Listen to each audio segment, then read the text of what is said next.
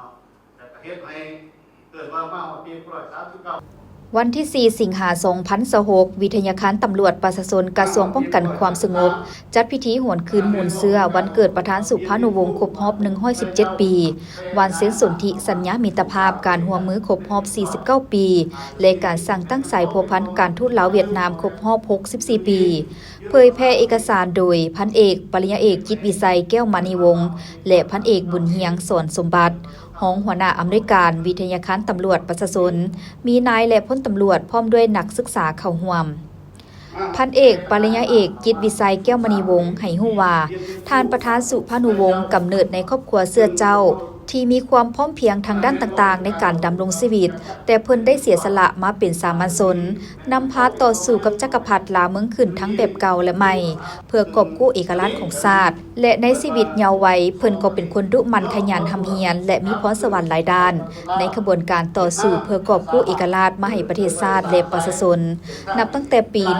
1945 จนฮอดมื้อปลดปล่อยประเทศชาติภายใต้การนำพาของพรรคประธานสุภานุวงศ์พร้อมกับผู้นำพรรคประชาชนปฏิวัติลาวและปวงชนลาวบัดเผา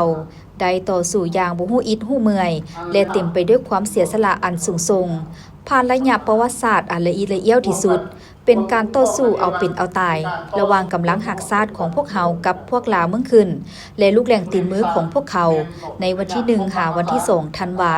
ม 1975กองประชุมใหญ่ผู้แทนประชาชนทั่วประเทศได้เป็นเอกสารการแต่งตั้งทานประธานสุภานุวงศ์เป็นประธานประเทศคนทำอิฐของสาธารณรัฐประชาธิปไตยประชาชนลาว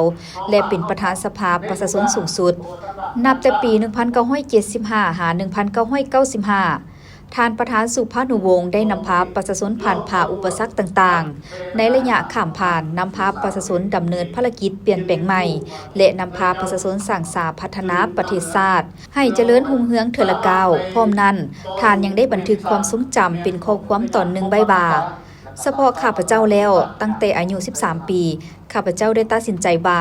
ถึงจะเสียค่าแพงเท่าใดก็ตามข้าพเจ้าก็จะต้องปละนิสัยที่ปล่อยปละละเลยให้ไปตามบุญตามกรรมขี้ข้านมักง่ายเอาแต่เว้าเป็นใหญ่ซึ่งเป็นจุดพิเศษของสังคมเฮา